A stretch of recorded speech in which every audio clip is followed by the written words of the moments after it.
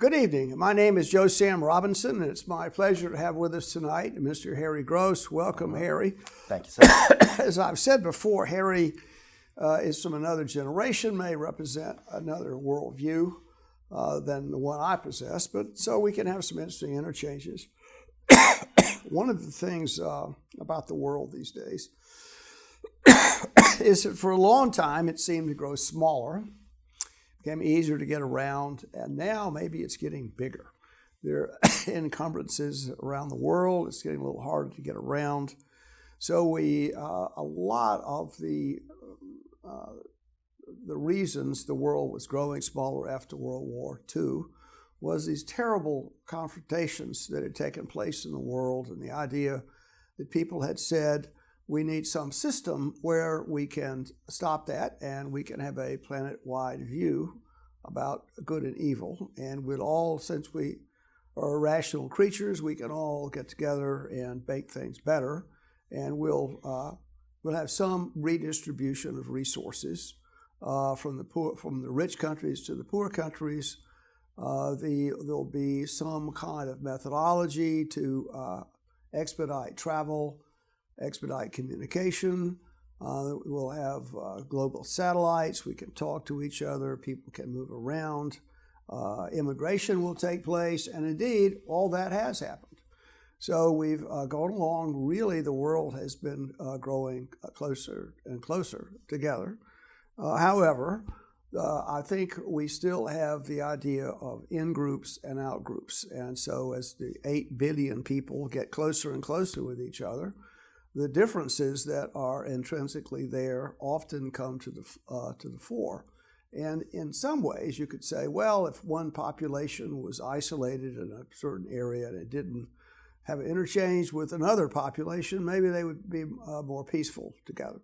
But certainly there's a lot of issues that are going on that are making things more difficult. And I think a lot of this is referable to the present administration, not all of it, but a good amount of President Trump's views on what's up. And so some of the things that have happened that I've noticed are visas. So it used to be that the idea was you didn't really need visas particularly to get around, particularly to go to Europe. There were some countries that needed them. And the U.S.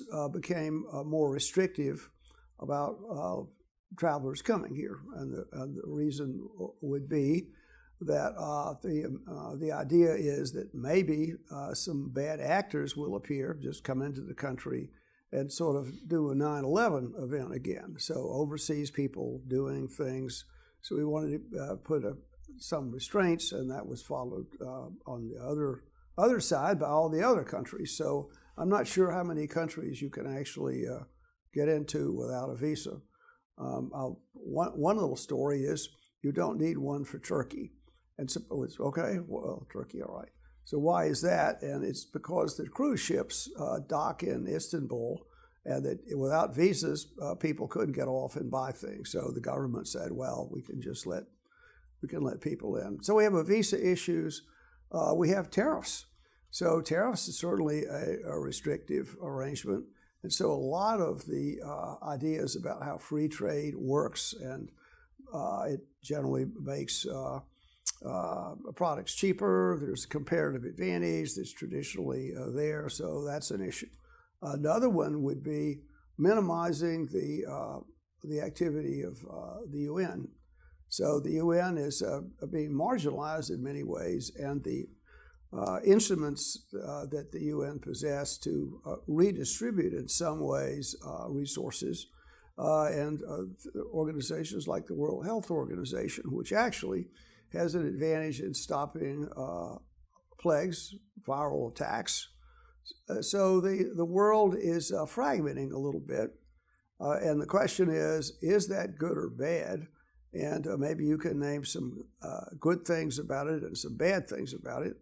The good things might be if you thought that a nation state would be a good organization to have. And there are nation states. They're out there everywhere, maybe 100 or so countries that are considered nation states. There are certainly states. The question is, would they be a nation? And so the idea, for instance, you could say, is the U.S. a nation state? It is certainly a state, but can you call it a nation in the traditional sense of the word, where people have 1,000 years of communal history? They have the same names. The culture is the same. Religious arrangements are the same. Value systems are the same. That certainly would classify as a nation state, but I'm not sure how many there are. There are nation states out there, and Persia might be considered a nation state. I would say that. Well, that's a good springboard. We can take this conversation in several directions, Perry, but I'll give you the football. And what do you think about the decline of the international community, the world order, if we could say that? Good, bad? Bad. By every stretch of the imagination. I cannot think of a single positive thing about the decline of the world order. Because the decline of the world order is also, even from a nationalist perspective, and I do consider myself to be a nationalist, as much as it may surprise you to say, is bad for the United States. Because we built the world order.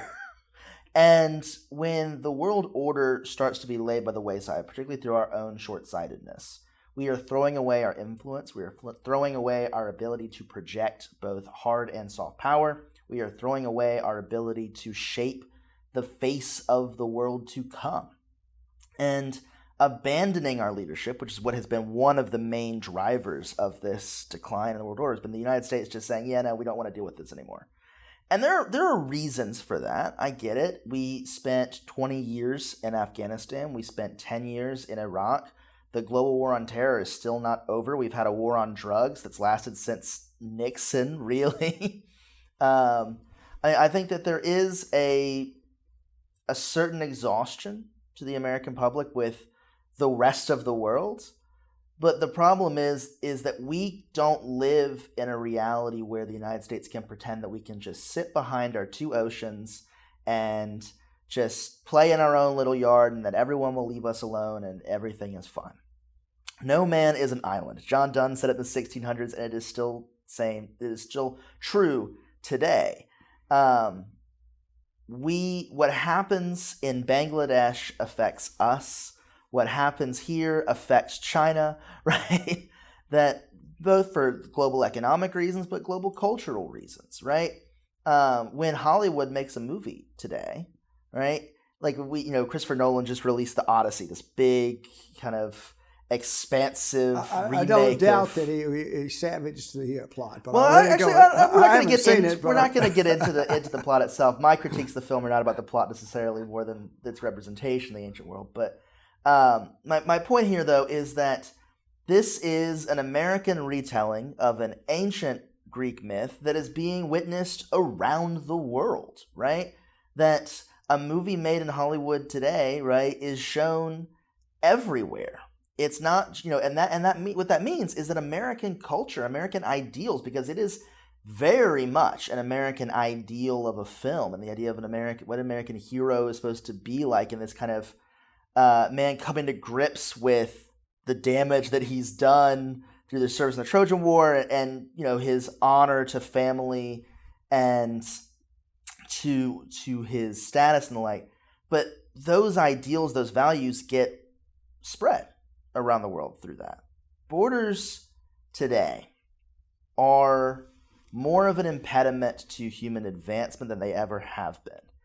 And borders served a valuable purpose once. They were markers of where political authority began and ended. They were markers of where groups began and ended. But in an age of instant communication, in an age of mass immigration, in an age of cultural diffusion, and an age of where military power is much more distributed than it once was, right? I mean, the United States has nuclear submarines around the world. We have naval bases throughout, right? Our ability to project our military power does not end at our border. And so in an age of globalization and where the local is global and the global is local, the world order serves a very important purpose. It gives us rules to play by. And sometimes the rules seem like constraints. Sometimes the rules feel like they are holding you back from winning, whatever winning looks like in the global stage. But the problem is the rules exist to protect everyone. The weakest from the strongest, but the strongest from the weakest. And once you start throwing away the rules, eventually people are going to stop playing fair. And they will gang up on you and you will lose. Well, there are a lot of things to say. Let me just start out by, I'm going to talk about the Odyssey. Oh, the proof for the pudding on this is going to be in the original book when Odysseus came in and cleaned up, so to speak. He had all of the, I guess you'd call them female slaves that had cohabited with the group of people there. He hung them all. And so if it is seen in the movie, if they're showing the people being hung that had sexual commerce with the intruders, I'll think it's real. But I don't believe, I could be wrong. I feel like that's a weird line to draw given all the things that are within the Odyssey itself. So I won't overkill it, but it's just we mentioned Hollywood and whatever's been said there. So I'm sure the Greeks or anyone that really is into the... I would counter that the Odyssey is an oral tradition and more of a legend than anything else. So who's to say that scene was originally even intended by Homer himself? We don't even know if Homer was real. What we know is we have a large epic tradition of poetry from roughly 1000 BC. Well, whatever we can take, maybe 800. I might say 800 BC, maybe a little bit. But that when things are, I'm going to get off the subject. No. But certainly, if you explore the written word there are all kinds of ghastly things that took place, which reflected the human condition at the time. And probably, I haven't seen it, but I imagine the whole thing has been sanitized. Well, I would say, again, I don't think they're going to. What you said that was important, that reflected the condition at the time, which means that in the way that legends go, because this is a legend, this is not a real history, this is a legend. That the way legends go is they reflect the conditions of the time. They are always remixed, adapted, retold to suit the purposes of the time. That doesn't make it any less real because it left out certain things. I won't kill it, but the takeaway message is the way that history is, you could say history is legends, maybe. So the things that take place... There's a difference between mythological stories about like various kings and cyclopses throwing rocks at people. Are you going to sit here and tell me that it's a real history and we have cyclopses and monsters? No, but you could say I'm going to get off the subject, get back to our original discussion. I couldn't resist saying that. I know you couldn't. I could not. I saw your face. Right, that's certainly the idea that, yes. So the Mediterranean, 1000 BC or so, all these events are taking place. But the Mediterranean is a great highway, and so the Greek colonies are going everywhere. Romans, there's a lot of progress has been taking place. Civilizations are shaking hands. Fear is out there. Religion is tossing around. So there are a lot of the gods play their role in the whole story here, and you get into monolithic divinities. What are you going to do? And on and on. All the human events of the time. Sort of play their way out in you could say Greek myth or indeed in Greek drama. So the Sophocles, the people are doing things.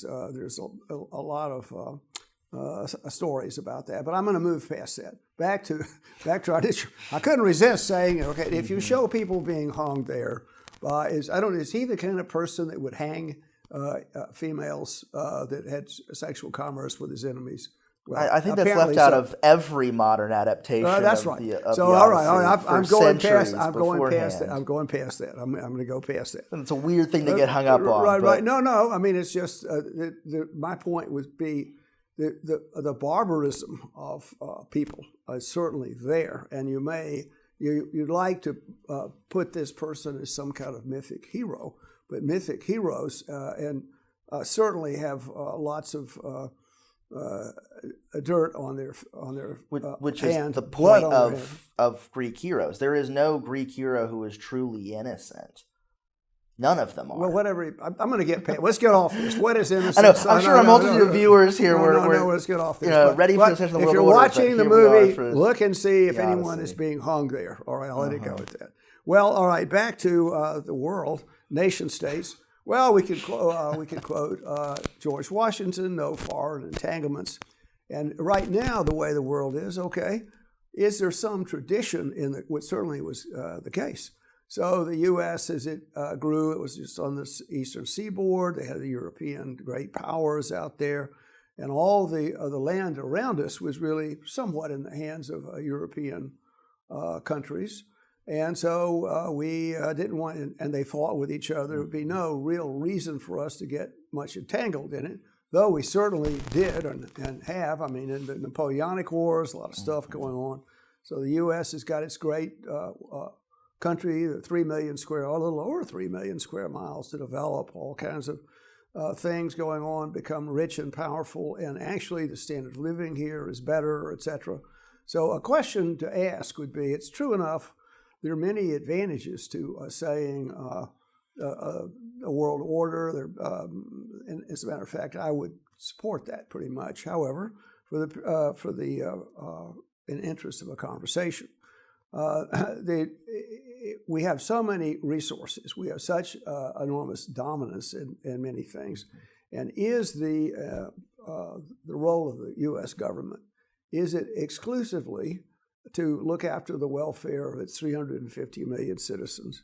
Is it, and to expand that, is it the role of the government to make sure that if you are born here, you have certain rights and privileges the government should protect, and new people coming in might not have those same rights and privileges and responsibilities?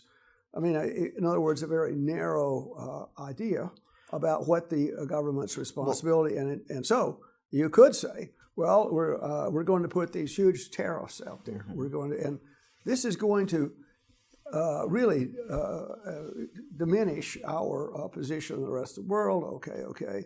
And there should, you could say, there might be some transitory advantage. And one of the things that, I'm going to make this point, just the way the world is, there's an aggrieved population in the U.S. You can see it in the deer hunter, whatever. I mean, the idea that the whole swaths of the country, the economic underpinning is gone. People are on the street. And the country is being flooded with imports from other countries. So a certain group of people, I think, feel like they've been, the government policy has not been in their interest. So, and they say, well, I have a narrow parochial interest, but maybe that's okay. Who doesn't? But this is my interest. I need a job. The auto factory is closed. People are coming in. And they're crossing the border, and they're getting all these benefits that I can't obtain. And I worked hard, I do this, I do that, and my culture is, I have a cultural viewpoint that might be imprinted from years gone by. Maybe I feel comfortable watching Andy of Mayberry, or that sort of thing. That's my America, rural, whatever may say these people. And so our interests are being looked into? Or is it that people that live in big urban cities that maybe they've got, I don't know, relatives elsewhere, they travel elsewhere, they look at the situation and they're not too really bound up in the history of the country. They don't start to tear up when the Star Spangled Banner is played. I mean, a little bit. I mean, I'm exaggerating this point, but there is a substantial number of people that would say, yeah, nation states may be bad, whatever, but we've got a really great situation here. It's like we won the lottery. And if you live in Honduras, you did not win the lottery. Mm-hmm. Or you live in most places in the world, you did not win the lottery. We won the lottery. You've got this great situation for us. And the people they want those, they don't care about me particularly, that I was I played tackle on the football team and whatever, and I served as I did something in the military, and now I'm back, and I can't get a job, and I'm drinking and using whatever. My life is bad, and nobody seems to care about it. And is it the government's job to at least be aware of these opinions? So it should internationalism be moderated by the circumstances of the people in the country and who are voters, and how should we work that out? I mean, to me, tariffs settled many reasons to think traditionally that tariffs aren't going to work. I haven't seen. I mean, there may be some reasons for them. There's a definite, I guess, bailiwick that these things could work. But in general, free trade would work better. And is the story, just to continue on this, that the whole idea of internationalism and foreign trade and the World Trading Order, letting China in it, we sort of gave away our imperium by buying into the internationalist viewpoint. What, you have thoughts on that? I think we made our imperium by the internationalist viewpoint. The United States did not become a superpower until World War I. It did not become a superpower until it abandoned its isolationism, until it began to really seriously engage with the wheels of global commerce. And it stayed a superpower because it refused to go back to just hiding in its own little castle. The United States' greatness is dependent upon our ability to successfully manage the wheels of global trade and global commercial activity. Now, you ask a lot of questions about the role of the government. And I think that there is a limited role that the government can play legally. I think idealistically, I think that the government has a responsibility to ensure that all of its citizens have an equal opportunity to succeed. Now, here's the question. Because of the nature of capitalism and the nature of economics, there are always winners and losers. Always. And so, yes, under international advancements, some communities have been hit harder than others. God, I mean, I went to school at Swanee, as your sons did, and within 5 miles of the domain, there's Tracy City, that was once the coal capital of the United States, that's now barely a wide spot in the road and has one of the highest drug use ratios in the entire country. There's Sherwood down near the Alabama border that was once a large, thriving mining community for limestone that barely exists anymore.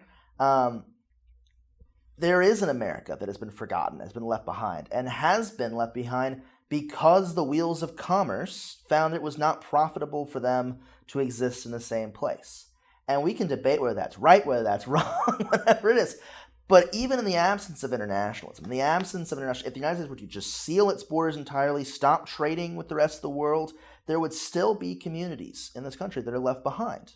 Because some areas are more economically productive than others. Some areas are more profitable than others. And that's just an economic reality of a capital system. It's just how it is. And so in terms of what the United States' role is and what it should be, the government, I think, one, has a responsibility to its citizens to try and give them the best possible outcomes it can. It also has responsibility, though, I think, in a larger framework of the world, in that when the rest of the world succeeds, the United States succeeds. And when the United States succeeds, there's a cycle there. The rest of the world also succeeds. That when we are thriving economically, when we are stable politically, when we are looking out for the best interests of mankind through advancing science and medicine, through producing great works of art and architecture, through spreading the wealth of the world, through our hands, we take a sizable cut in the process, but spreading the wealth of the world around and encouraging the individual liberty, rights, and dignity of human beings around the world, we are at our best. Well, you brought up capitalism, and so if you have a world order, is it a capitalist world order? Which is or a socialist one, or a communist one, or one that's impacted by Buddhism, whatever that, or Sharia law, Islamic world, whatever. So there are a lot of cultural issues that play itself out when this is attempted. And so it may be that the attempt at a world order is more difficult now than it might have been in the past for a lot of reasons. Number one is there's a big population increase and indeed a shift in population. So, and if we're going to put some kind of world system together, that means that some groups, some people are going to lose and some would win. And so if the deal is, I think Trump is going to, what is he, passing out $1,000 to every newborn child or something? I guess. Something like that. I'm going to check on that with my grandchildren. I think maybe I can get some money. I've heard something about that. Like I'm going to have Trump to look into that. But the story would be, there are many, many people, billions of them, that are just in this terrible state. I could say it's life in a garbage can kind of, in many places. Really, you mentioned rural Tennessee. Well, there are many worse places. Yeah. And all kinds of places where people suffer, whatever. And one of the things you mentioned, well, this is, what are we going to do with capitalism is causing these issues? Well, capitalism in a worldwide situation presumably would have negative impacts elsewhere. So let's say we're not going to have any pollution in Macon, Georgia. We'll send it to Indonesia or whatever. Whatever's going on, or you could say China, where the air is just really terrible. They really have problems in lots of places.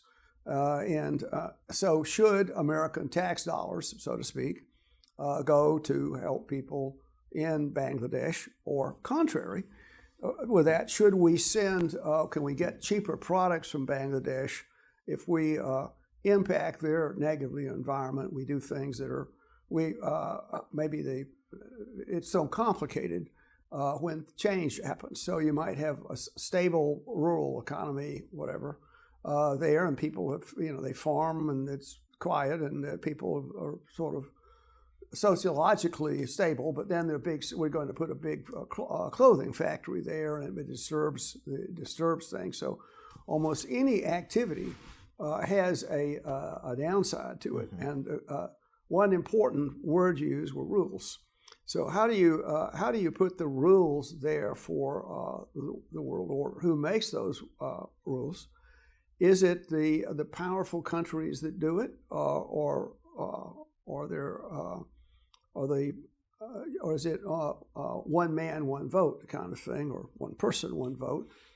If democracy works well here, why not have a world democratic situation?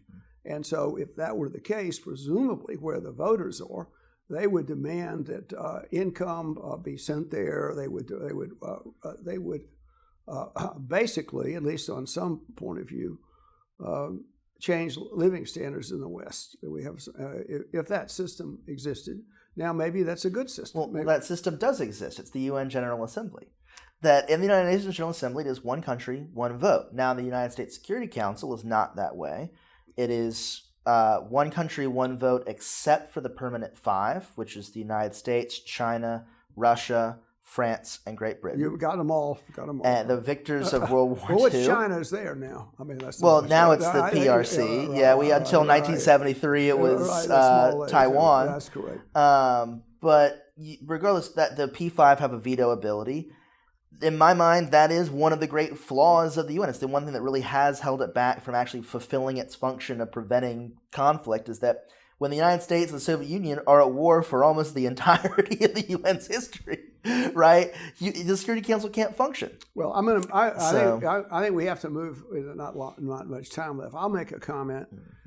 Is that many people dislike the UN, and for many reasons, and they think it's corrupt.